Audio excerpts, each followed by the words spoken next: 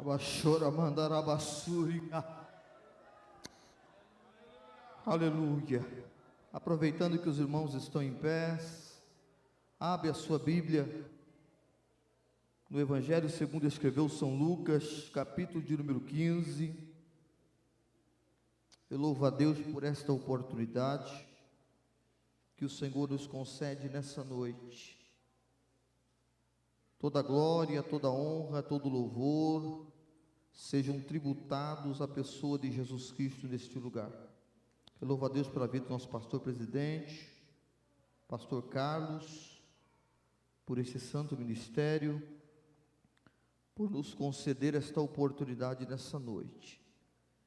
Abra sua Bíblia aí, em Lucas capítulo 15, versículos 11 em diante. Eu quero ler somente alguns versículos com os irmãos, referente àquilo que Deus colocar em meu coração. Amém? A epígrafe desse texto diz: o filho pródigo.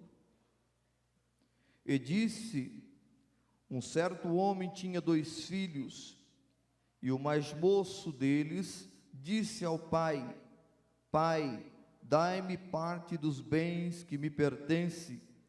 E ele repartiu por eles a fazenda.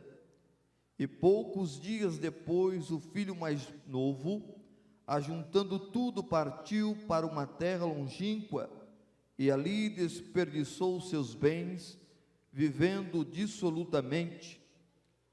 E havendo ele já gasto tudo, houve naquela terra uma grande fome, e começou a padecer necessidades. E foi e chegou-se a um dos cidadãos daquela terra, o qual o mandou para os seus campos a apacentar porcos, e desejava saciar o seu estômago com as bolotas que os porcos comiam, porém ninguém lhe dava nada. E tomando para si disse: quantos jornaleiros de meu pai têm abundância de pão, e eu aqui pereço de fome. Amém? Pode tomar o seu assento. Louvado seja Deus. Se os músicos quiserem me ajudar, também fico grato também nessa noite. Depois, se o Madse puder deixar preparado um louvor para o final também, pode ser até esse louvor novamente, que falou poderosamente ao nosso coração nessa noite. Meus amados irmãos, nós temos falado no decorrer desse trimestre, concernente à família, do bombardeio que Satanás tem feito contra os lares. E nesta noite o pastor nos concedeu essa oportunidade, e o Senhor colocou esse texto no meu coração. Hoje pela manhã, o pastor João Rodrigues ministrou a aula, e nos trouxe uma reflexão concernente a relacionamentos entre pais e filhos. Nunca se ouve, como hoje, a dificuldade que nós estamos atravessando, referente a relacionamentos familiares entre pais e filhos. Nós estamos vivendo um período da sociedade muito difícil. E se antigamente o problema era fora, hoje nós podemos dizer que ele está dentro. Dentro das nossas casas, dentro das nossas famílias, e até mesmo dentro do seio da igreja do Senhor Jesus. E essa história foi uma parábola contada pelo mestre dentre 3 parábolas. Essas parábolas, elas surgem a partir de uma discussão por ordem dos fariseus e escribas, concernente ao ministério de Jesus Cristo. Porque o ministério de Jesus Cristo, ele dava acesso a quem não tinha acesso. Ele abria as portas àquelas pessoas que estavam desacreditadas da sociedade, ou seja, todos aqueles que eram desligados da sociedade. Era esse evangelho que Jesus pregava, incluindo novamente essas pessoas. E isso surge uma discussão entre os escribas e os fariseus, porque Jesus entrava na casa de todos e comungava com todos, e estava sempre presente no meio da multidão, comendo e dando de comer àquele povo. E isso incomodava os fariseus e escribas, os doutores da lei. Mas eu quero entrar nesse texto, falando deste fato que Jesus trouxe nessa história, porque a educação elementar de uma criança, a educação elementar de um filho, principalmente na cultura judaica, na sua mais tenra idade, era de muita importância. Logo nos seus primeiros passos, logo nos primeiros instantes da vida daquela criança, deveria haver uma observação importante dos pais para com aquela criança, porque a Bíblia mesmo nos instrui que nós devemos instruir os nossos filhos, devemos instruir as nossas crianças no caminho em que devem andar, para que quando ele crescer, para que quando ele envelhecer, não venha se desviar dele. Foi falado sobre isso na escola dominical hoje. E dentro desse conceito de educacional da família judaica, a figura paterna sempre ocupou e ocupa um lugar de grande proeminência. A figura do pai é vista e enxergada pelos filhos de forma diferenciada, não menosprezando o papel da mãe, mas a figura do pai dentro desta cultura, ela ganha um destaque maior. Mas na sua tenra idade, nos seus primeiros meses e anos de vida, a criança, ela passava por uma educação através da mãe, da figura materna. Ao passar-se os dias, aos 3 anos de idade, que era quando uma criança desmamava, até os 5 no máximo, aquela criança, ela deveria ser introduzida aos cuidados do pai. Nós vemos isso na história daquela mulher que trouxe para dentro da sua casa o profeta, e o seu filho veio a falecer no campo, quando estava trabalhando com seu pai. A partir desta idade, de 3 anos em diante, a educação daquele filho passava a ser de cunho e responsabilidade do pai, sendo ele menino homem. O pai precisaria formar nele o seu caráter, era responsabilidade do pai, e ele agia naquela criança, a saber, ensinando na parte intelectiva, ou seja, no conhecimento, na parte instrutiva, do aprendizado, e também na parte interativa, que era a prática.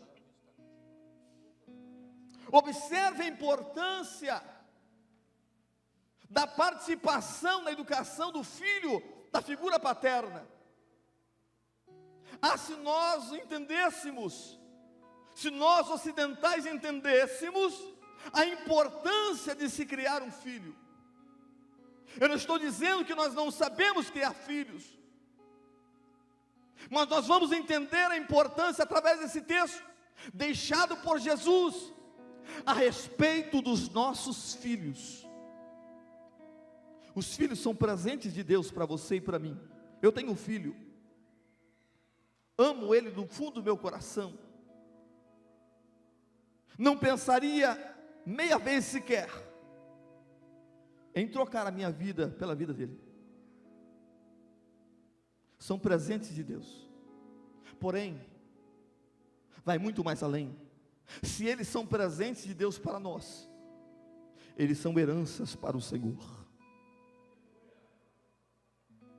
Eles são heranças para Deus. Então por isso que o pai entrava com a instrução do conhecimento, do aprendizado e da prática. Porque conhecimento sem prática não dá resultado. A partir dos 3 anos de idade, aquela criança passava a estar mais próximo da figura paterna. Isso vai acontecer até o filho alcançar a maturidade.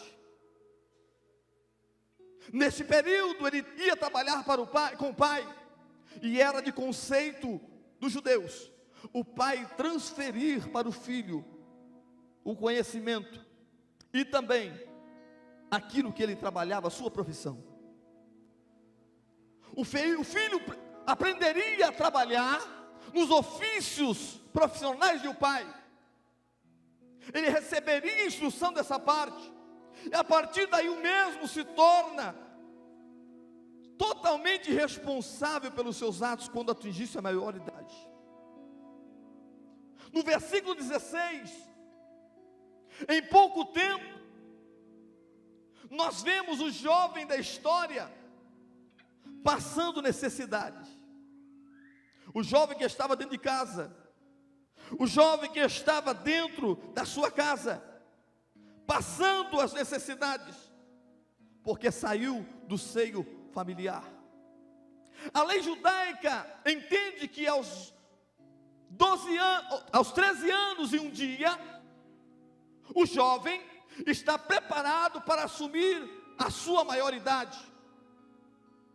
A alta responsabilidade, a responsabilidade maior. Nós ocidentais, as moças com 18 anos, os rapazes com 21, assumem a maioridade, e a partir daí começam a dar conta das suas ações. Mas na cultura judaica, aos 13 anos e um dia, aquele jovem recebia a maioridade. Agora ele precisaria ser introduzido na religião, ele precisaria ser reintroduzido dentro da cultura social. Para isso, se preparava um cerimonial, para que aquele menino fosse recebido dentro da cultura, dentro da religiosidade, dentro da sociedade. O bar mitzvah, ou seja, aquele menino se tornava filho da lei, ou filho do mandamento. Ele recebia do seu pai de presente um chale, que o acompanharia nas orações, um chale que acompanharia a sua vida perante aquela cerimônia. Esse cerimonial tinha incumbência de inserir aquele jovem rapaz, aquele jovem judeu, como membro maduro da comunidade judaica. O telefim, que eram algumas caixinhas, 2 caixinhas de couro, um era amarrado na sua testa, e outro era amarrado no seu braço. E nesse telefim, nessas caixinhas de couro, existiam ali guardados os mandamentos, parte das escrituras, no tocante à santificação, à consagração, amando Deus sobre todas as coisas e obedecê-lo. Quando nós olhamos para esse fato, nós entendemos que era muito importante o papel do pai e da mãe, porque qualquer desvio no ensinamento, qualquer falta do ensinamento, no futuro poderia culminar numa tragédia. A falta da instrução gera ignorância, e quando eu falo ignorância, estou dizendo falta de conhecimento. Hoje nós estamos vivendo um contexto social deprimente, em que pais e filhos quase não se relacionam, onde nós trabalhamos muito para dar o conforto para a nossa família, para dar todos os aparatos necessários para o nosso lar, e muitas vezes nos esquecemos do que é mais importante, do relacionamento sociofamiliar. Uma família forte gera uma sociedade forte. Uma família forte gera uma igreja forte. Igreja não começa dentro do templo. Aqui é muito bom estarmos reunidos para adorar ao Senhor, porque aqui é o lugar que Ele determinou para que nós viéssemos adorar a Ele. E eu já senti a presença dEle aqui neste lugar, e eu acredito que você também já sentiu, porque aqui é o lugar que o Senhor determinou para que você viesse entregar o seu culto de adoração, de louvor ao nome do Senhor. Mas o culto não começa na igreja, o culto começa dentro da sua casa. Alabachora mandarabacanta alabaxúria.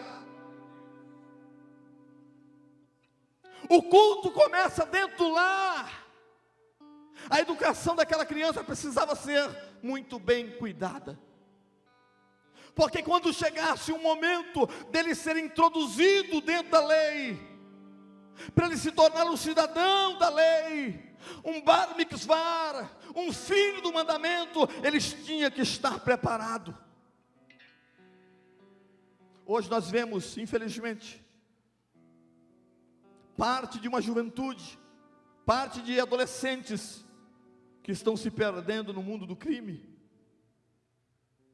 estão se perdendo no mundo das drogas. E é preciso nós como igreja entendermos isso. Nós estamos no século 21, na era do conhecimento. A informação chega apenas com um clique. O que você e eu como pais não fazemos, a internet faz por nós. O que eu e você não fazemos, os personagens, styles, faz por você. O que eu e você nos omitimos de fazer, o Evangelho Coach faz, e desconfigura toda a vida do teu filho.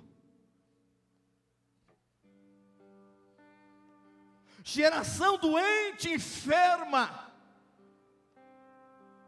Qual é o grande erro do homem? Qual é a grande queixa do homem? Nós nos queixamos dos nossos próprios pecados, dos nossos próprios erros, das nossas próprias mazelas. Nos queixamos das nossas misérias. Aquele menino estava dentro do seio familiar e foi criado pelo pai.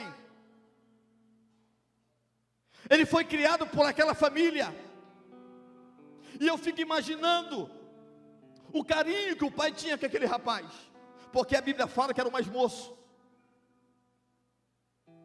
o caçula. Eu acredito que tem bastante caçula aqui, não tem? Como que é a educação?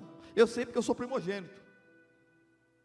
Então eu vi o meu irmão mais novo ser mais dengado que eu, embora minha mãe sempre amou todo mundo, meu pai também, mas o filho mais velho, ele tem responsabilidade diferente dos outros. Agora aquele jovem rapaz chega para o seu pai e diz: ó pai, eu quero parafrasear para você entender. Pai, eu estou cansado dessa vida, eu estou cansado de ficar aqui dentro dessa fazenda servindo o Senhor. Eu estou cansado, pai, de ficar dentro desse circuito fechado. E agora eu quero a minha parte da fazenda, porque eu trabalhei aqui, como se ele tivesse participação naquilo. A herança, ela só é instaurada a partir da morte do testador. Enquanto o testador vive, não tem herança.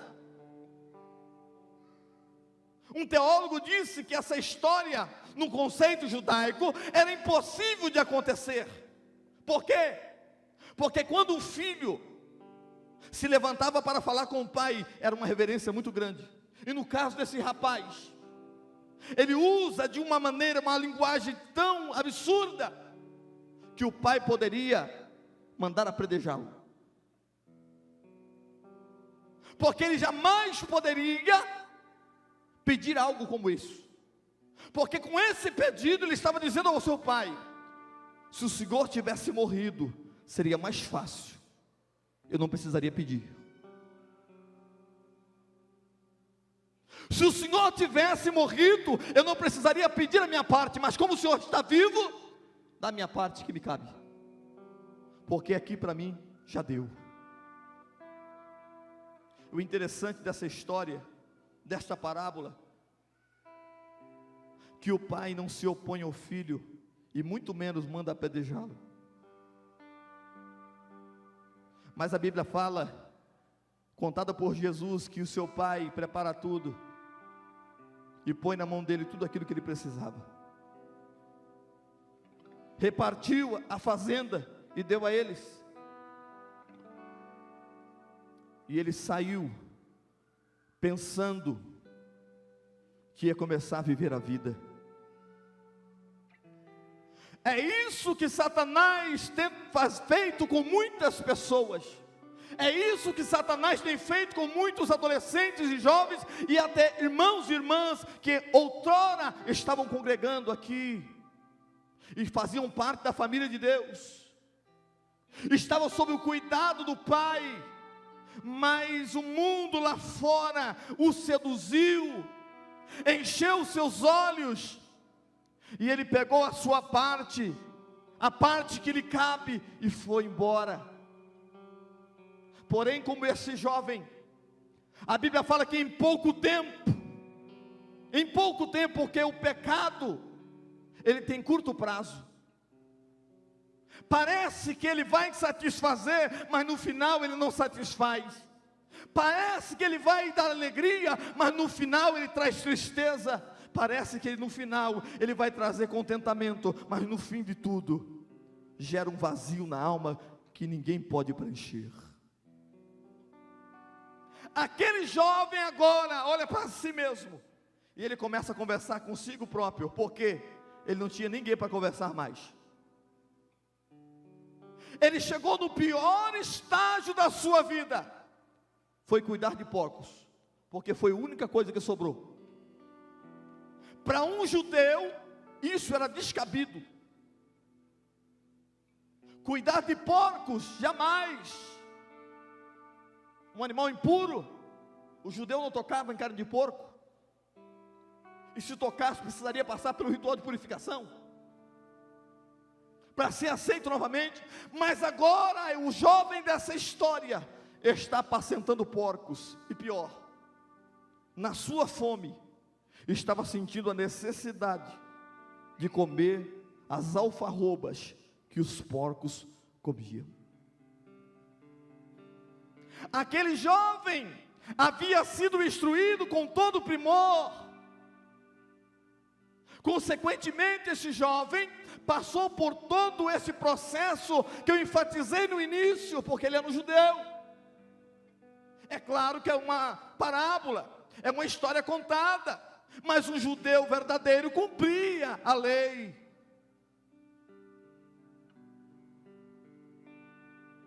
Um judeu cumpria os mandamentos, mas agora aquele jovem estava lá fora, longe da casa do pai.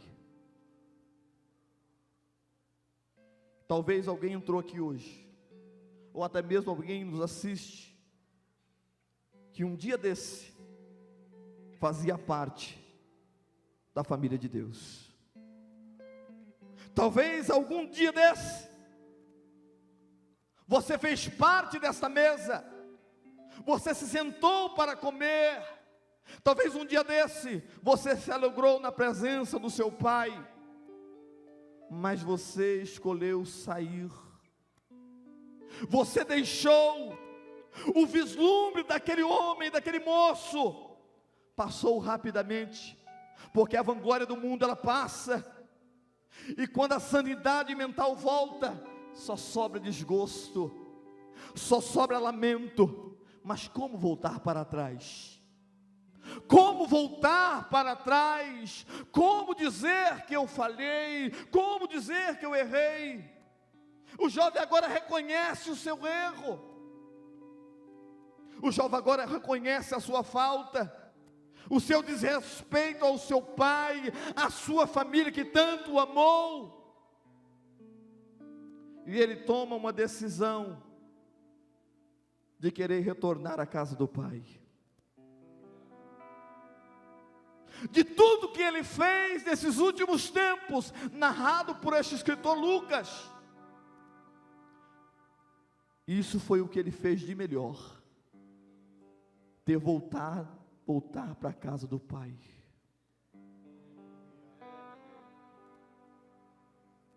Surgiu a vontade de retornar para a casa do pai, mas como fazer?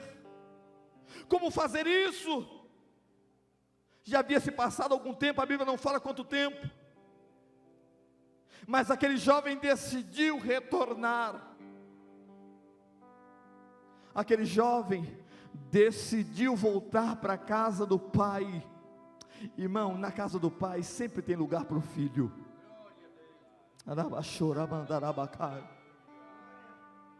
Por mais que o filho saia, por mais que o filho se case, vá morar fora, por mais que o filho faça onde construa a sua família, quando ele chega na casa do pai e da mãe, sempre tem lugar para ele. E aquele jovem agora, eu posso imaginar, querendo voltar para casa, no meio do caminho, talvez pensando: como eu vou ser recebido? Como eu vou ser recebido pela minha família? Como eu vou ser recebido pelo meu pai, pela minha mãe, por todos que me conhecem? A vergonha talvez quis impedi-lo de voltar, mas ele venceu a vergonha e continuou vindo. E para a surpresa dele, a Bíblia nos conta que quando ele chegou longe do caminho, o seu pai estava sentado na porta da casa. Eu quero entender que aquele pai, desde o primeiro momento que o seu filho saiu, nunca deixou de ficar na porta de casa esperando ele voltar.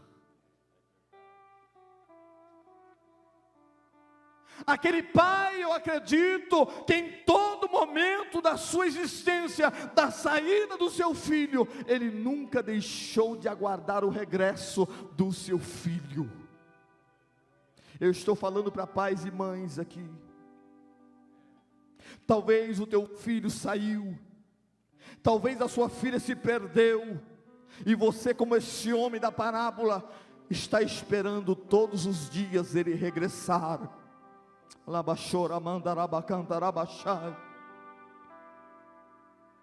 Tem dia que parece que a esperança não vai aguentar, porque a espera às vezes é um pouco longa, mas você continua esperando o regresso daquele que saiu, mas que você tem esperança que um dia vai retornar.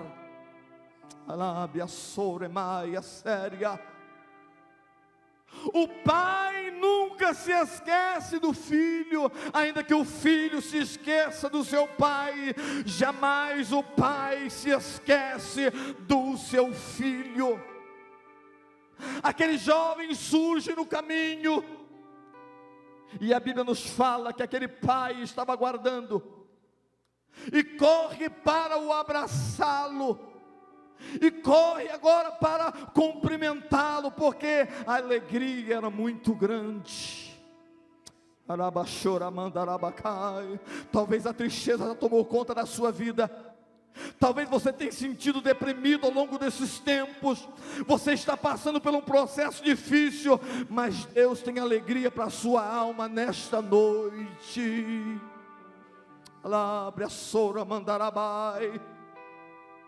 A Bíblia fala que o pai abraça aquele filho. E como é gostoso um abraço de um filho com um pai. Como é gostoso abraçar o filho.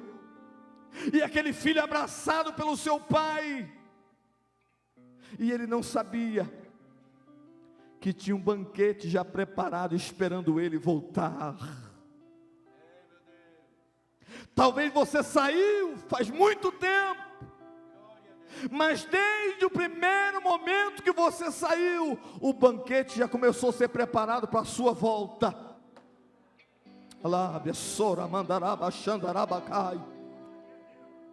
Talvez você saiu já faz muitos e muitos tempos, mas o novilho cevado, mas a ovelha cevada, ela já foi guardada desde antes, para garantir a festa do seu retorno.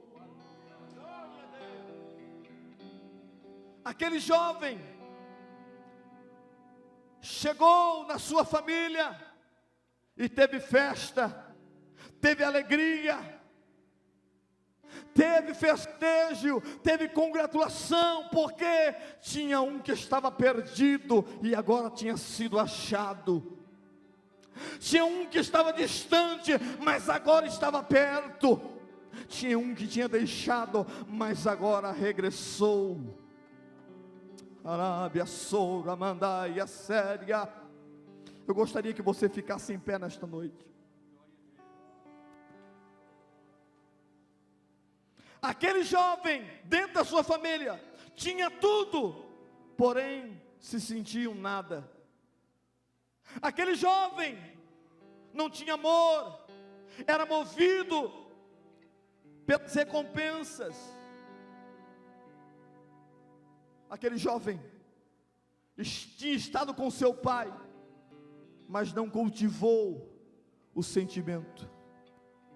Mas agora, no retorno para casa, ele pôde perceber o quanto o seu pai o amava. Eu gostaria que você curvasse a sua cabeça agora. Quanto tempo faz que você saiu? Quanto tempo faz que você deixou? Quanto tempo faz que você se esqueceu da casa do seu pai? Quanto tempo faz que você não sente mais a alegria de sentar à mesa com a sua família? Quanto tempo faz que você não chora de alegria, porque até agora você tem vivido tristeza, porque quem se afasta da casa do pai não tem alegria permanente. Tem momentos de felicidade, mas a alegria verdadeira é só Jesus que pode dar. O Mário, você pode vir. Existem ex-amigos, existem ex-mulher, ex-marido, mas não existe ex-filho. Não existe ex-filho. Você foi gerado por ele. Você foi gerado por ele. Você é propriedade dele. O diabo pode ter tentado tocar na sua vida, te levado para fora, te seduzido, mas você é propriedade exclusiva dele. Alabacanta,